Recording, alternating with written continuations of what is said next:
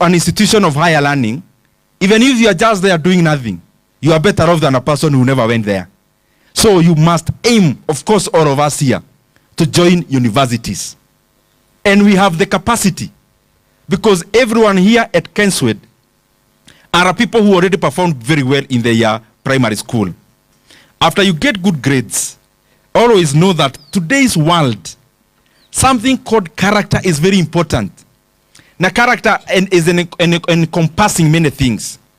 As you aim good grades, aim to be a very well-polished person when it comes to emotional intelligence.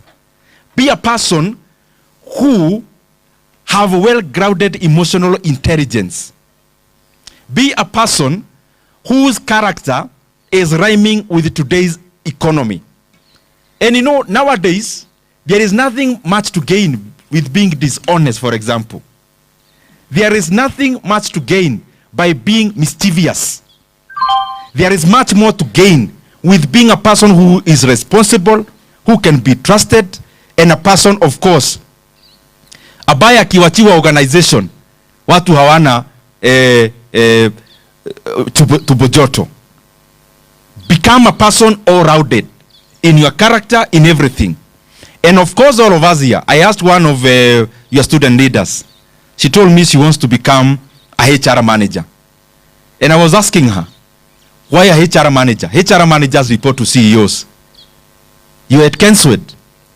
Some of you have even boarded airplanes here, have gone out of the country. I know that. Some from Kiharu have already done that. Wewe mtu already anaenda na ndege ukiwa high school, and you are aiming to become a HR manager. Yes, HR manager is a good title, but why not aim to become a CEO? Hapo kwa HR manager ikuwe ni kupitia ukipanda juu. Are you getting? I hope there is no one here who is aiming just to become a pilot. You should aim to become a pilot of your helicopter, and to become a pilot of a fleet you own. And that is what you are learning here at Kenswed. Entrepreneurship is at the core of what you are learning. So become well-grounded, not just academically, in terms of character, in terms of temperament, in terms of emotional intelligence. Become all well-rounded. And lastly, on that front, it is never in your best interest to engage in, allow me to call them stupid things. Anyone here at Kenswed who would even imagine of engaging, for example, in substance abuse is a person who is not even fair to their parents. There are things that should never even come close to your mind. Ati kuoja hii, kuoja ile. I can tell you those things are just a highway to ruin. And you are not here for that. You are here for that not very well straight path, but that very narrow path to success. That's what you are here for. And that is why you are chosen to come here. That's why you are few who are here. And that is why you have that opportunity. You, as you seated here. Now, your school curriculum has everything to do with entrepreneurship. I just want to rubber stamp that and reinforce that our economy, Kenya, the economy of Africa, will not be shaped by those of us who only come to institutions of learning with a single mind of being employed. Not many Kenyans have the opportunity to come to Kenswed. Not many Kenyans have the opportunity to go to university where you are going. Therefore, if you are part of the cream and you are going there to look for jobs, who will create jobs for all the others who don't have the opportunities that you have? Where will these jobs come from? Jobs cannot be grown like maize or mangoes. Jobs have to be created by people. If it is not you here who will create those jobs, then who is that person who is going to create a job for anyone? That at Kenswed, you already are trained to be an entrepreneur. But you are already now fashioning yourself on writing a CV. In fact, I would be happy if none of you here engage in any business of writing a CV. You will be in a business of writing business proposals and plans. Amen.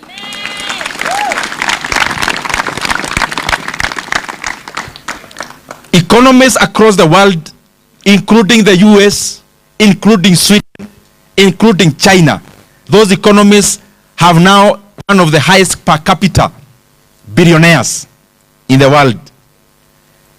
They didn't become billionaires by working in other people's farms. They became so, first of all, by creating their own companies, employing themselves first, creating opportunities for others, and in doing that, also impacting their own economies. And when you impact your own economy upwards, what then happens is that your own business also is catapulted upwards.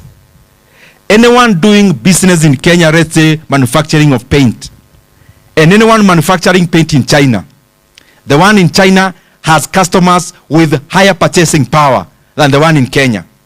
Because when the economy of China gets transformed, even your own business gets transformed. And therefore, I'm calling you here today, requesting that please don't go through the years at Kenswood with all the facilitation there is to shape you as an entrepreneur, for you to also join in into the many people who are looking for jobs. Be on the other side of the spectrum, people who are creating those opportunities for themselves and others. Last 2 points. One of you here asked me to kipanda hapa, what motivates you? One, like many of you here, you share our stories. Our first obligation when I was coming out of Gadukenya village was to run away from poverty with the highest possible speed. Run away from poverty with the highest possible speed. I am sure many of you here share that. That one of the great motivations you should have is that you can't come out of here and your institution of learning and you go back to the same kind of families we came from. We want to go back to better places. Not the madhouse, but a more comfortable house. We want to upgrade the lifestyles of ourselves and our parents and the people around us. So that's one motivation. That my father was a carpenter in Kiadutu slums in Thika. Nilikuwa natembelea my father. Nikiwa ndani ya nyumba, I could see everything that is happening outside. Na sio kioo ya nyumba. Ni ventilation, natural ventilations. Mianya ilikuwa kwa hiyo nyumba. So, that was one. After you now move higher a little bit, your dream must change now, because you've already almost sure you are running away from poverty and you have put a good buffer. You must go to impact. As you do this and the other thing, looking at impact. Impact you are creating for others, like what Isaac is doing here today. He had enough money to live a comfortable life here in Kenya and elsewhere, but he's carrying the burden for all of us here. We must also replicate that in our areas. And here at Kenswood, very lastly, I think I'm having very many lasts. This should be the very last. There is something that is very motivating from your principal and from Isaac. That you already have a program at Kenswood to grant students and learners here with seed capital for their ideas and businesses. I have not seen anything of such a nature happening anywhere else in Kenya.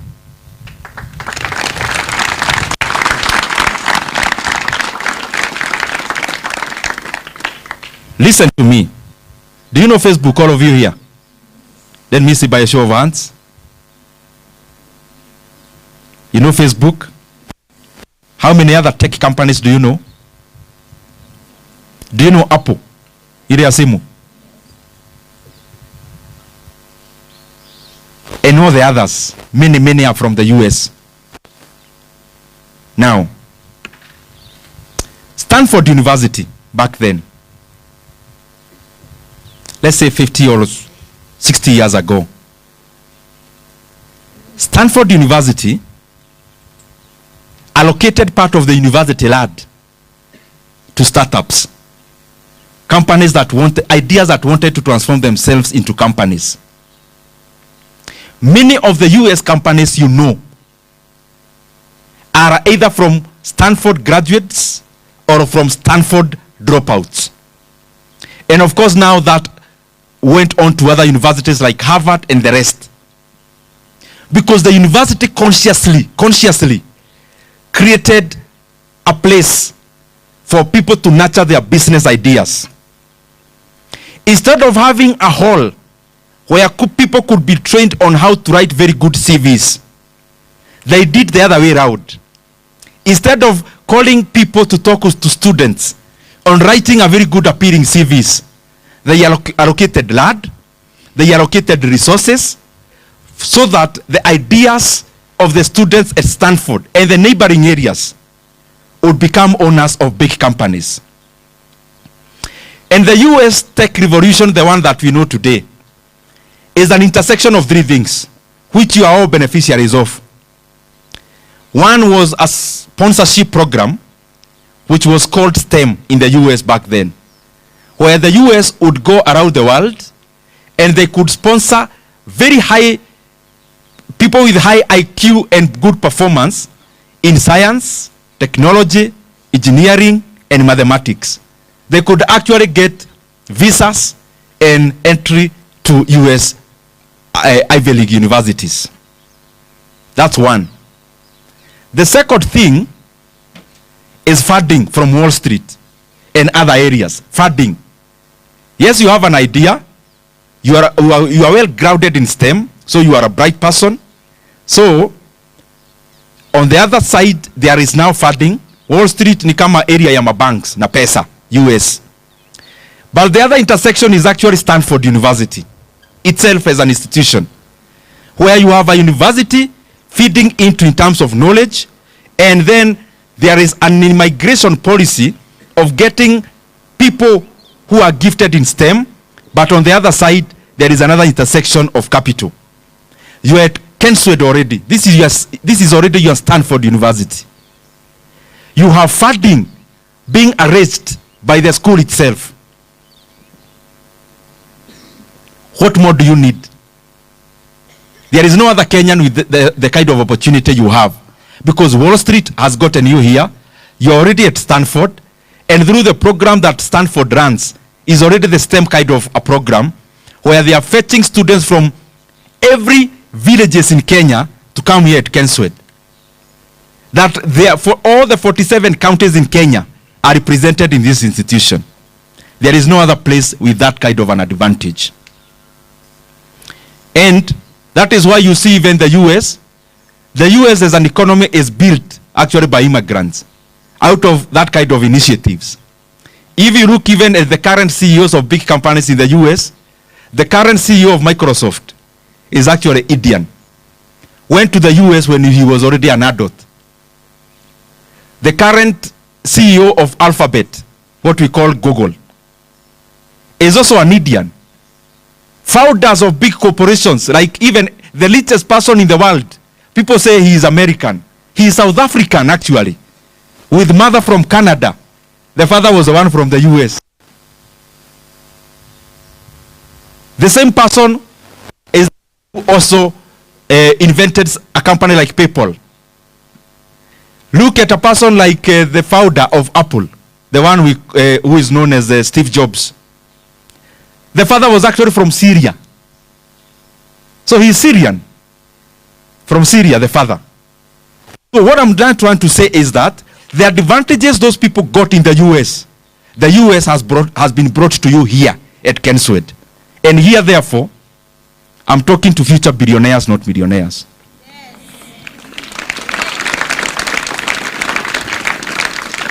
And if you don't believe that, today after this meeting, go to Isaac, our director, tell him, please get another person for my slot at Kenswed.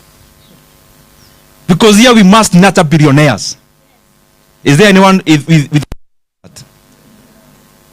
So even as you seek to become a doctor, if you want to become a tech person, your end goal must be creating a company, and a company that has already the very good environment with our founders, with our partners, who can make these companies become something in the future. And the more the reason, the government now and the government in the future, all the time, we must always know that the youth of this country, the youth, is both the foundation and the future of our economy. And for us to always constantly know, the government all the time must constantly invest in education. And we must never see the kind of circus we keep seeing. There is free basic education, there is no free basic education. There are things that Kenya must be ahead of. We must also give STEM, science, technology, engineering, and the mathematics. We must give it a correct base and a strong base in our institutions of higher learning and also in our basic education. Because the current economy of the world is based on manufacturing, which is high-tech, but also on tech. Two things. Not just manufacturing of value addition, but a higher grade of manufacturing, which you can only do when there is enough investment from the base. And also, we must avoid starting programs, then we backtrack. For example, in Kenya, we have been having a program of having aggregation centers and industrial centers. But they just come as a single thought from a person. Then in 2 years' time, the focus has changed. So we keep on investing government money in areas which become white elephant. So we must keep on focusing on specific programs which are focusing on specific output and carry through up to the end. So that we keep on investing government money in areas that we can see output, but also in areas that pull the economy from all sides in one direction, which direction is progress, which direction is to move forward, not backwards. Otherwise, nimefurahi sana kuwa hapa Kenswet.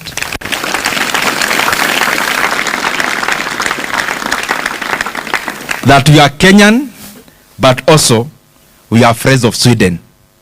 And that is what our name is. And we can continue to collaborate, of course, through the help of our partners, because this is a very, very, very great initiative. I wish you all the best. Thank you.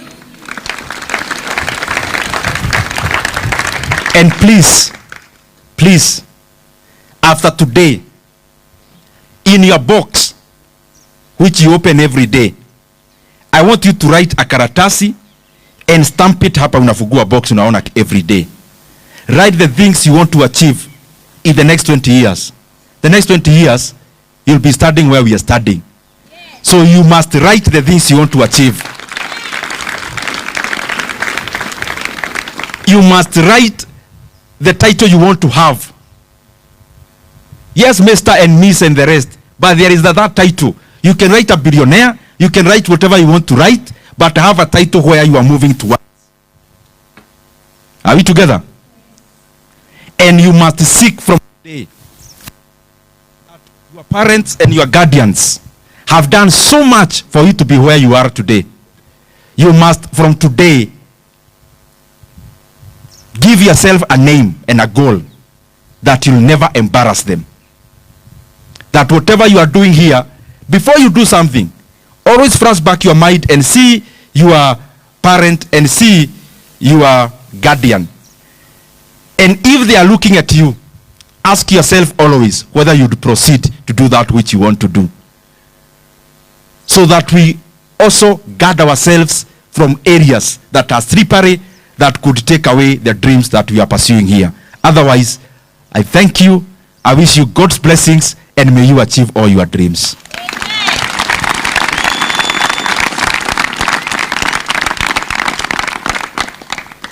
And your principal asked many things. We'll be talking to your principal to see where we can support. He talked about computers. He talked about change of menu, even if it's through day.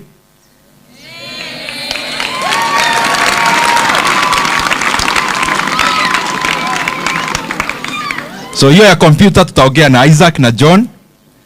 Lakini hiyo ya naona hii ya menu tusiairishe. Ifanyike saa hii. Mtajipanga what to do Mimi nitawacha kitu kidogo hapa. Where is your principal? No, huyu president.